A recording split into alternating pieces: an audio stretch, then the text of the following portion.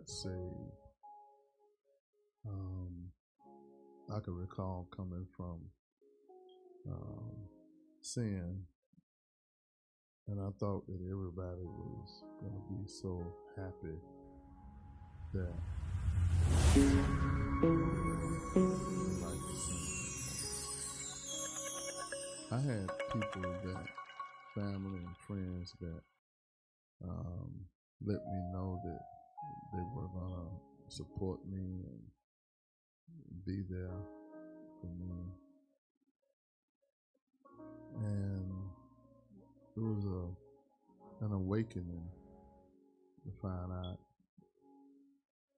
how people responded to true salvation. It's one thing to just stop doing what you used to do. And I feel that's what most people want. They just want you to live a better life. But to really do this God thing, and that's what I did when I got saved. I gave myself to God. And I found out it's not popular in church, it's not popular in family, it's not popular in most of the earth environments. You feel rejected. And I didn't understand in the beginning because the many people that I thought, because I came from drugs, and because I came from drugs, I just knew that everybody was just going to be happy that I'm not living that way no more. And there are people that show support. There are people that was there, but it shocked me, the people that when they saw that I was real and how they went with it. The cost of discipleship, the cost to be real. See, you could be religious and everybody can love you and get along with you. I mean, you go to church and you just be religious. You just, don't do too much. Don't be too serious about God. Don't get too deep, as they say, and just be a passive Christian. And I feel that's a Christian that's really gambling with the salvation. More likely ain't gonna be saved. So being real, it costs. It costs in family, it costs in friends, it costs me dearly, to be real in God. Luke 14:25 in your Bible, read. And there went great multitudes with him, and he turned and said unto them, If any man come to me and hate not his father and mother and wife and children and brethren and sisters, yea, and his own life also, he cannot be my disciple. And whosoever does not bear his cross and come after me cannot be my disciple. So he giving you the prerequisites of what it's going to take to be saved. So he start telling you the people. And he said, if you hate not, he don't want us to literally hate them. This word hate means influence. Their influence that they have. There are people that we had in our life, they had a lot of influence. My Bible study tonight, I'm changing from your influence. So he's not literally telling us to hate these people. He said now the influence that father, mother, wife, children, brothers and sisters, and your own feelings and emotions. He said if you don't hate that, or you don't let that have influence, tell somebody, not even your own self. He said you can't be my disciple. whosoever doeth not bear the cross and come after me cannot be my disciple. And I've seen many people start out good, but when it came to that family and friends and church tests, they gave it up. Now let's continue reading at the 28th verse, where Luke 14 and 28 read. For which of you, intending to build a tower, sitteth not down first and counteth the cost, whether he have sufficient to finish it? Lest happily, after he have laid the foundation, and is not able to finish it, all that behold it begin to mock him, saying, This man began to build, and was not able to finish. Or what king, going to make war against another king, sitteth not down first and consulteth whether he be able with 10,000 to meet him that cometh against him with 20,000? Or else, while the other is yet a great way off, he sitteth at embassage and desire conditions of peace. So likewise, whosoever he be of you that forsaketh not all that he have, he cannot be my disciple. He said, now, you started a good race, and then you're going to let somebody change what I'm building in you. You are my husbandry. That's my building. You are blocking this building, and I'm building it. The foundation is Jesus Christ, and I'm building on you. And you started allowing me to build, and then you say, well, nah, I don't think I'm gonna go that far. I remember I was helping this young sister some years ago. It was in Sebring, Florida, and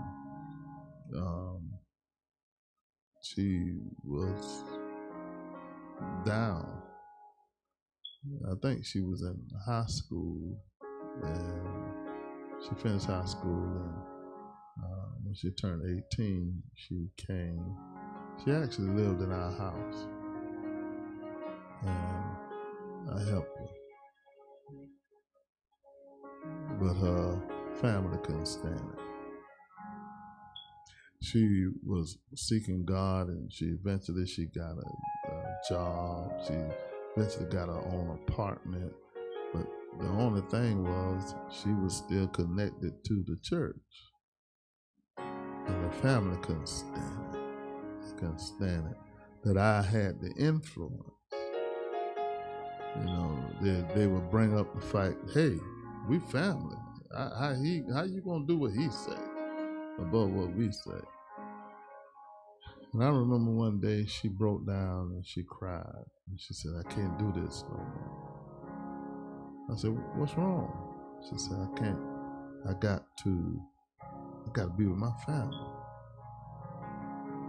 I got to be with my family. And she left, and she went with her family. And I just happened to start a church in Alabama, and she wasn't too far from there, and I tried to contact her. She didn't want to deal with me. So when Apostle started the church in Jackson, Mississippi, she called me one day, and she said, I need some help. I said, what's wrong? She said, I'm homeless. And I said, well, what you do is you go up to the Jackson church, and then we're going to see about helping you. And she didn't ever show up because of the cycle that she realized that, you know, they real. This ain't going to be a passive going to church. It's going to be real. And I really just need y'all to help me in my condition, but I really don't want your God. But I still left the door open for her to come. I didn't change because of circumstances. It's something when you are real, you have to go through more when you're real. Tell somebody, you got to go through this. And many give up when they see that the cross is greater. remember I shared with you all in the process of this life. Let's notice here in Genesis 29, when they came to Leah and Rachel.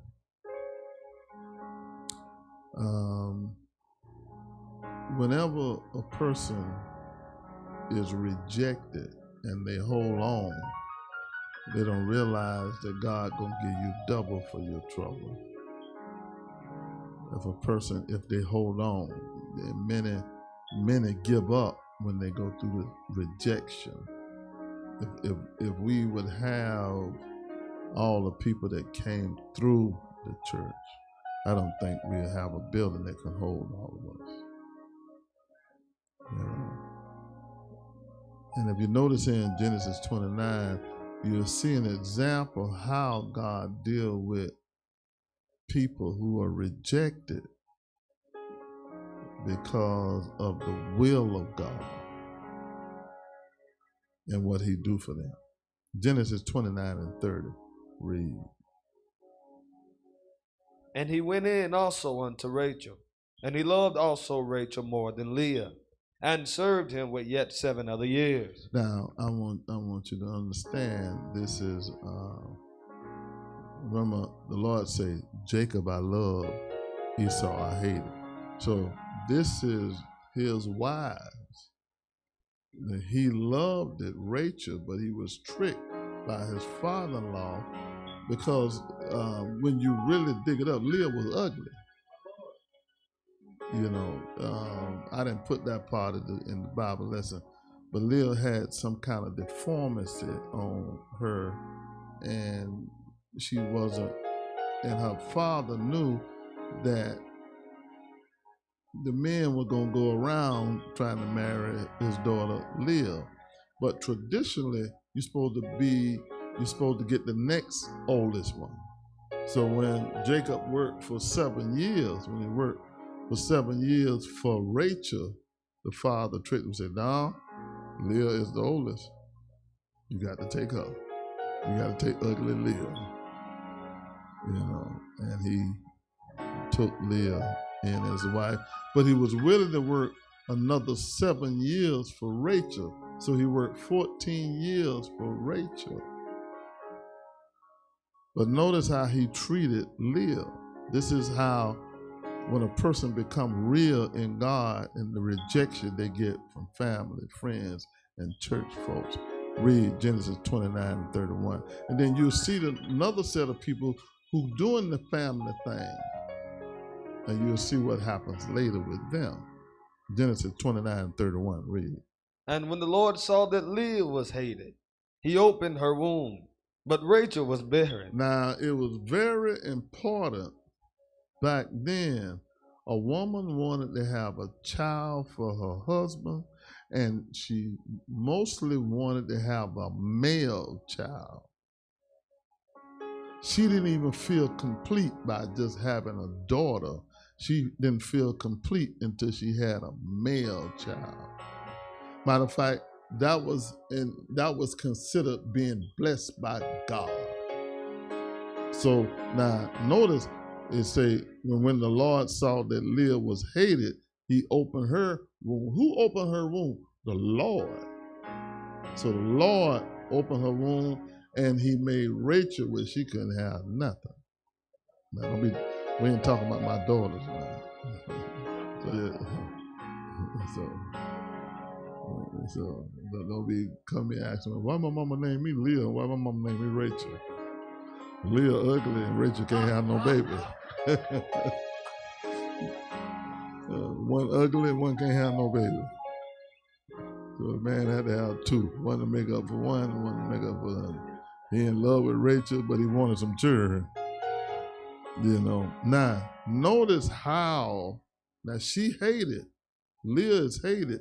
Now look and see who is birthed through Leah. 32nd verse. And Leah conceived and bare a son, and she called his now name Reuben. The tribes of Judah. Y'all don't hear me. These ain't no regular children here. Y'all finna see who your great-great-grandmammy is. Because we the tribe of Judah. Amen. Read. And Leah start over at that 37th verse. And Leah conceived and bare a son, and she called his name Reuben. For she said, surely the Lord have looked upon my affliction. Now therefore my husband will love me. And she conceived again and bare a son, and said, because the Lord have heard that I was hated, he hath therefore given me this son also. And she called his name Simeon. And she conceived again and bare a son, and said, now this time will my husband be joined unto me, because I have borne him 3 sons. Therefore was his name called Levi. And she conceived again and bare a son, and she said, now will I praise the Lord. Therefore she called his name Judah, and left bearing. Look at him. This girl was having all these bliss, but she wanted her husband to love her, but he didn't love her. She had one child. She said, well, he gonna love me, but he didn't love her like he loved Rachel. She had another child, and she just knew, I got him now. You know, I'm having sons from him. You know, but he didn't love her. And then she had Levi. Levi's the priest. And then here she is. She birthing these sons, but she can't get that love that she wants. And she left barren. There's something high when you got the favor of God, but you don't have the favor of people. And sometimes people choose the favor of people above the favor of God, and then go to saying, I can't take this, I can't go through this, I can't handle this. Why? Because I want the praise of people. I want the praise of my family. And the scriptures say they love the praises of man more than they love the praises of God. So this is what creates a double portion in an individual's life.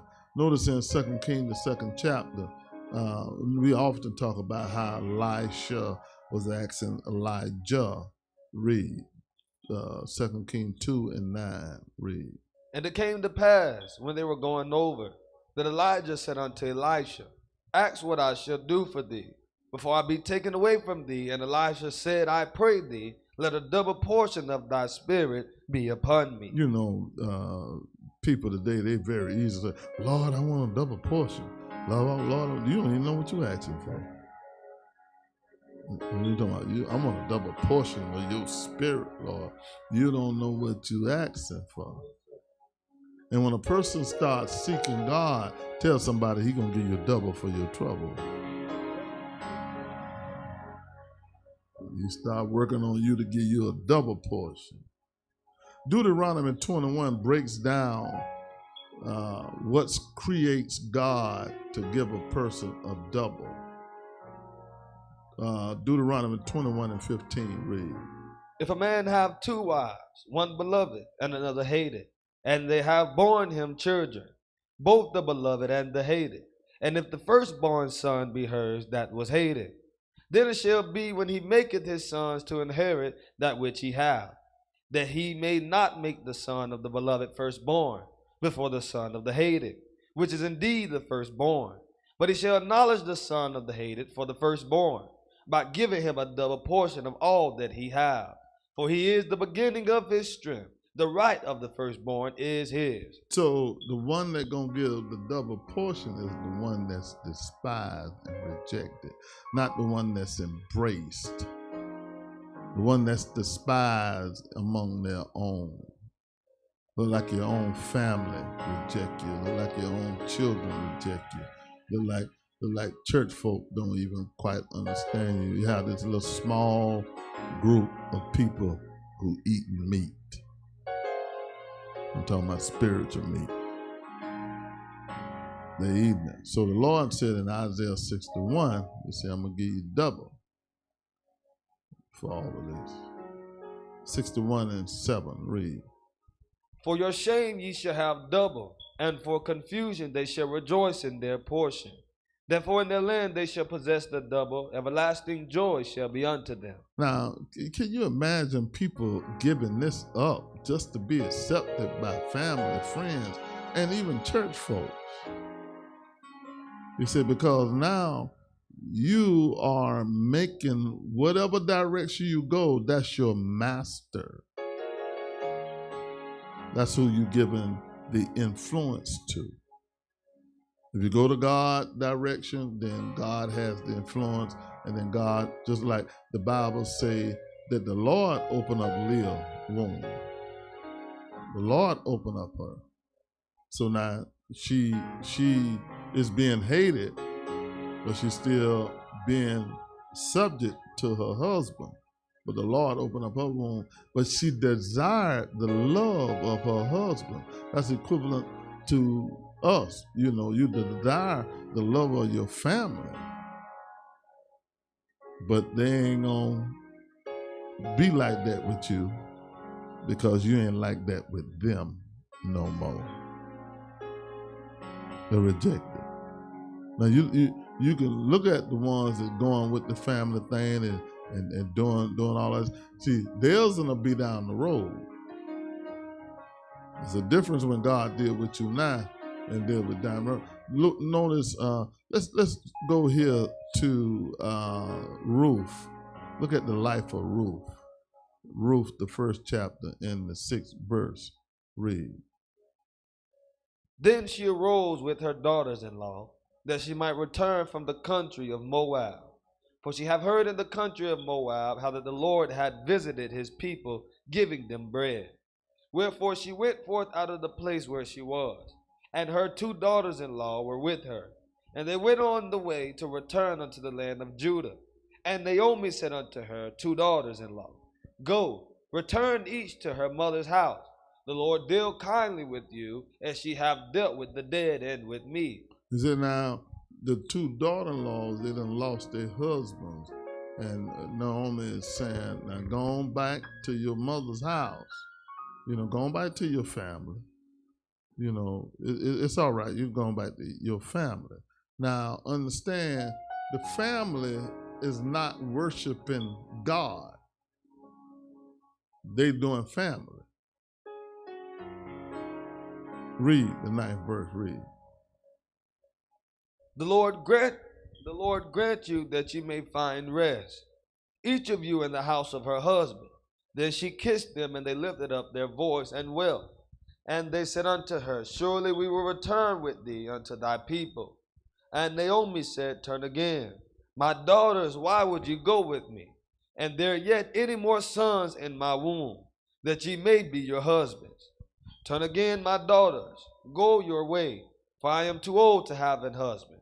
If I should say I have hope, if I should have an husband also tonight, and should also bear sons. He said, now, I'm not old enough to have any more sons for you all to marry. Go on back to your mama's house, and since your husband is dead, you can marry again.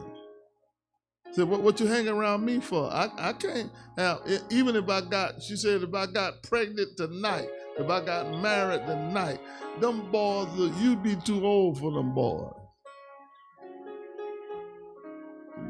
Ain't nothing working no more.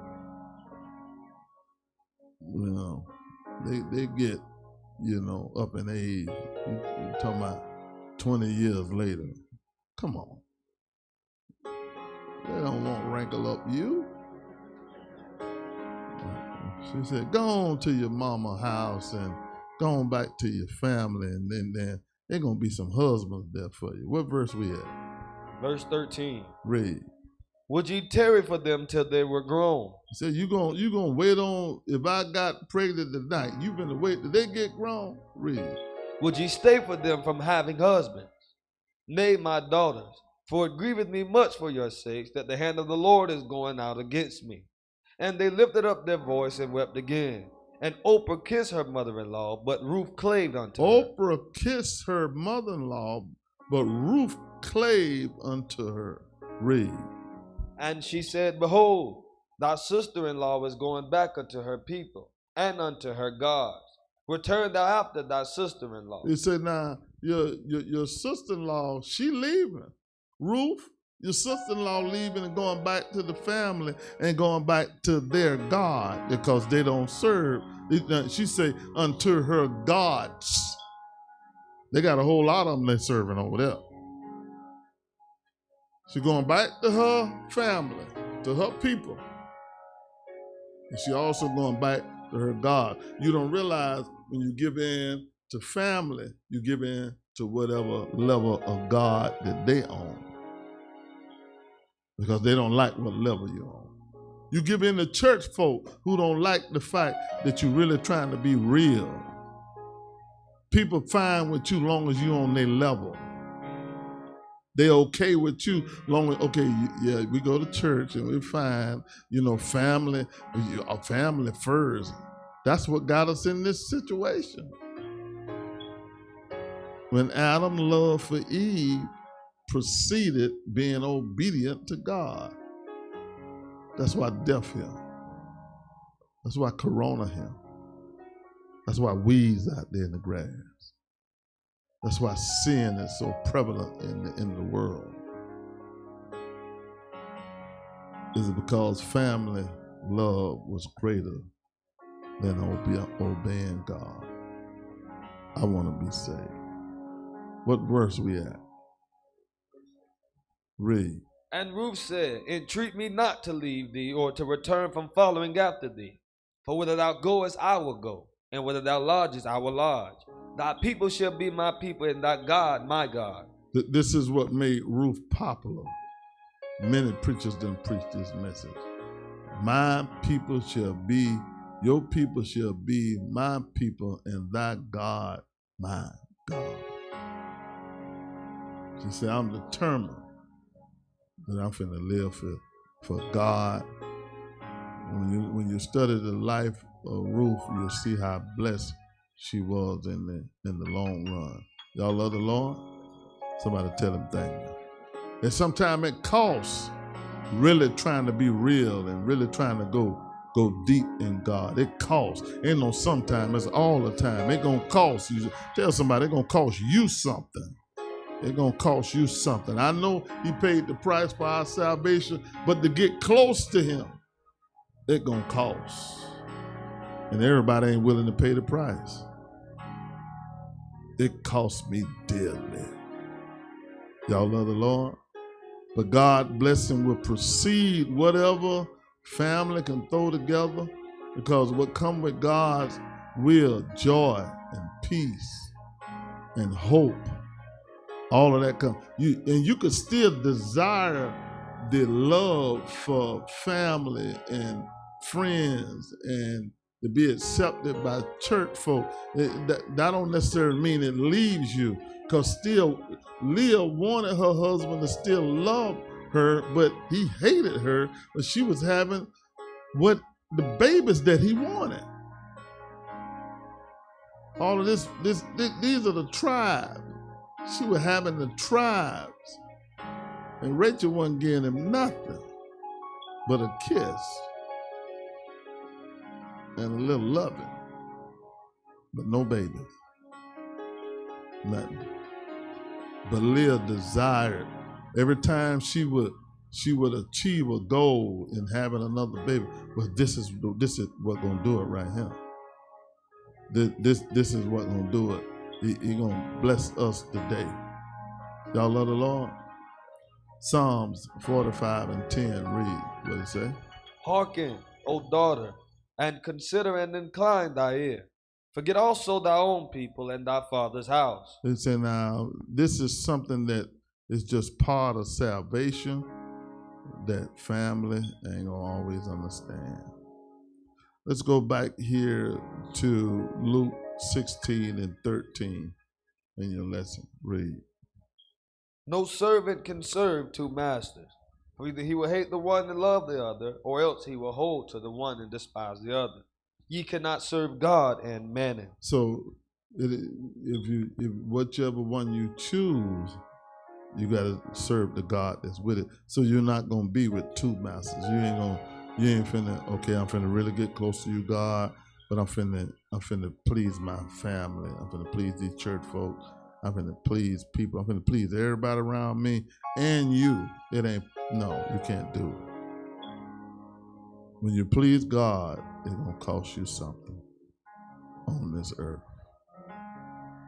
Luke 21:16, read. And ye shall be betrayed both by parents, and brethren, and kinsfolks, and friends. And some of you shall they cause to be put to death.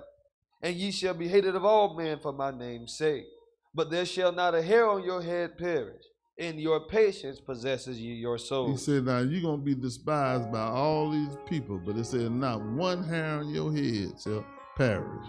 He said, but if you just be patient, they're going to possess your soul. Tell somebody your soul going to be blessed. If you just hold on while the horse is bucking, if you just hold on while you're going through, if you hold on while you're being rejected by, it's talking about parents, brethren, kinfolk, friends. It's talking about every relationship that an individual can have. He said, you might be betrayed by all of these people. He said, but it's not one hair on your head will be perished. He said, just be patient. I got you. I'm going to take care of you.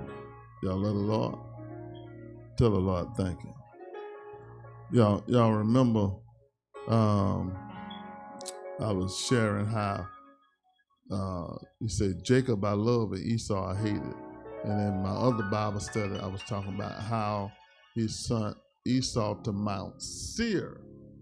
Okay, he sent Esau to Mount Seir, and he sent Jacob to Egypt, where the plague was at, but Moses and Aaron was there with him, and he brought Jacob out. Okay, now things will look good. So when we read that, it looked like everything was going good. See, because when people decide to go another direction instead of going deeper and getting closer to God, see, in the beginning, it's just running so smooth and look like, hey, I'm living that life.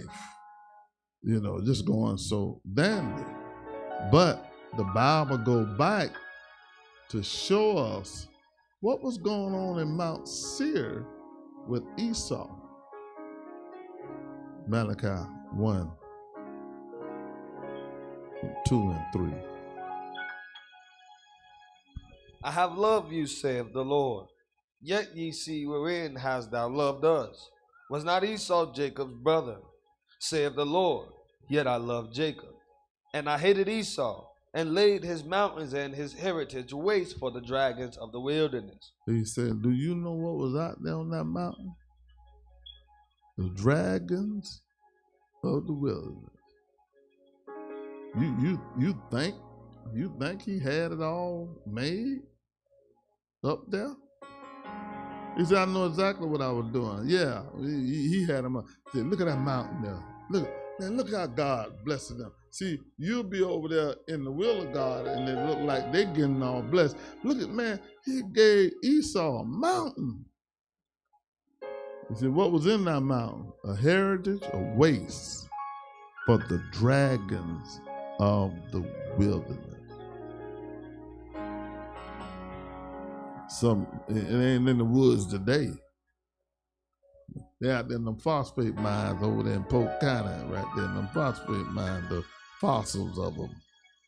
They over there, they're making money off the fossils of these prehistoric animals. Y'all love the Lord? Them animals before the flood. Do y'all love the Lord? Somebody tell God thank you. So it might look good, like they got it, they're going on and everything going, but down the road, it's going to cost. When you see how it affected your children, when you didn't train them up the way. You put them in this family thing. You start raising them up with that, and they're excluding God, and you'll see. You'll see the process. You'll see, you know, I know they don't want to talk about it, but I said something to one that was with me in Huntsville. I told one of the saints something, I say, if you don't do right with God, I say, this is going to happen to your child. And it happened the next night. The next night, it happened. I said, so it'll look good, because the Lord dealt with me before I went to Huntsville. He dealt with me. He said, now, you're the one who prophesied that. He said, I showed you this before it was even anything about being good in this particular area of life. He said, I'm the one who had you to speak it. And I also showed you that the success was going to come because they was connected, they was with the church, they were still there, and they became good at what they did, and it became their income in life. He said, so they are not going to become successful outside of me. Not outside of me. Sitting there, you watch and see. Y'all love the Lord? Tell the Lord thank you. Matthew 10:34 in my conclusion. Read. Think not that I am to come to send peace on earth. I came to send peace. I came not to send peace, but a sword. For I am come to set a man at variance against his father, and the daughter against her mother, and the daughter-in-law against her mother-in-law. And a man's foes shall be the own of his own household.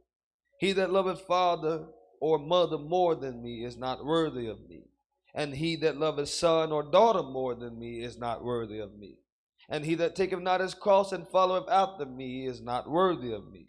He that findeth his life shall lose it, and he that loseth his life for my sake shall find it. So the life of really growing in God and relationship with God, it seems like what you see today, this Bible is not true, because these people are portraying success without a cross.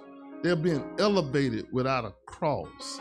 They just, you could just go to school or just get a good job or whatever and make a lot of money, and then you could just move up in the church without a cross. So I wonder, who is your master? And what Jesus are you really calling on? Because it costs to grow. And it don't necessarily mean that everybody gonna have this family test or whatever. It don't necessarily mean that. But the person that do go through, but everybody who really grow to higher heights and deeper depths, they do have a cross. And everybody's don't be the same. Somebody else's, it may not be family, but is out there in the world they've been tested with. Somebody else's is family. Somebody else's is friends. Somebody else's is people on their job. It's a cross somewhere when you try to go higher. It's a cross just being saved. Being saved and being real. It's a cross just being saved. But when you call yourself trying to be real, and I want to get closer to you, Lord, there's a double cross. They will double cross you. Somebody tell the Lord thank you. Tell somebody, don't be surprised who turn on you. Because people get thrown off when they're being rejected in environments and acting like this is not the will of God. Oh, yes, it is. I'm blessed of the beloved. And it costs me something in the natural. It costs. Lord, I want to tell you thank you. Thank you, Jesus. You my choice, Lord. You my choice. And I want to tell you thank you. It hurt so good. It hurt. Leah still wanted Jacob to love her. She having all them blessed children. But she still wanted that love from him. Because even though he was going back to ugly Leah, because pretty Rachel couldn't give him no baby. He would have he wouldn't have touched Leah. I don't know if he put a bag over her face or what. He just kept on having babies. He said, come on in here, let me put this bag over your face. Yeah, it's your ugly self. I need me another son. Yeah. And she was having some blessed children. They have some blessed children. Y'all love the Lord? This is a wonderful life. You know, it comes with a cross and so forth. When I was, let me read this portion for you when I was dealing with that. Let's say the Leah, the daughter of Laban, the dullness or weakness of her eyes was so notable that it is mentioned as a contrast to the beautiful form or appearance of her younger sister Rachel. Her father took advantage of the opportunity which the local marriage rite offered it to pass her off her sisters instead. On the unconscious bridegroom excused himself to Jacob by alleging that the custom of the country forbade the younger sister to be given first in marriage. So Rachel was the younger sister, but the law said the older sister is supposed to be the next one. And it said the dullness or the weakness of her eyes was so notable that it is mentioned as a contrast to the beautiful form and appearance of a younger sister Rachel.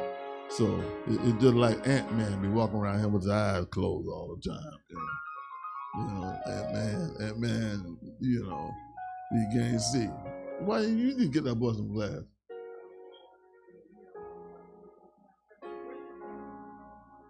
I guess, I mean, he be going around, you know. Leah must be had some swole up frog looking eyes. She must be had some bullfrog looking eyes. They must be all sticking out or something. They say the dullness and the weakness of her eyes. So you imagine had them. What's that frog? The cartoon frog. The puppet. Kermit. She must be look like Kermit. Come on in, Leah. I want another son. Put a bag over your face. You look like Kermit the Frog. And out comes Simeon. Out come Reuben. And out come the tribe of Judah. She had the favor of God, but she didn't have the favor of man. Tell somebody, can't nobody do you like Jesus. Can't nobody do you like Jesus. Now, let me tell you something. Them boys, I don't care what, them boys still gonna look out for their mama. You ain't finna treat mama no any kind of way. So mama was taken care of. Eventually, they talk about her death, you know, but she never could get the love where she wanted from. That was from her husband. That's where she wanted from. And sometimes we be want so bad. Want your children, want your grandchildren, you want your spouse, you want to get it from them, and they just, man, I ain't studying you. I ain't studying you. Some of y'all in here know what I'm talking about. Some of them in here don't know what we're talking about. That's the price of being real. That's the price of pressing toward the mark of the high calling of God in Christ Jesus. Some people just get saved and just be passive. They just a guess anyhow. They just, yeah, I'm here. I'm here. I pay my tithes. I pay my offering. Don't just leave me alone. I'm in the church, just like you. Just leave me alone. You ain't seen me do nothing. Y'all love the Lord. May God bless you.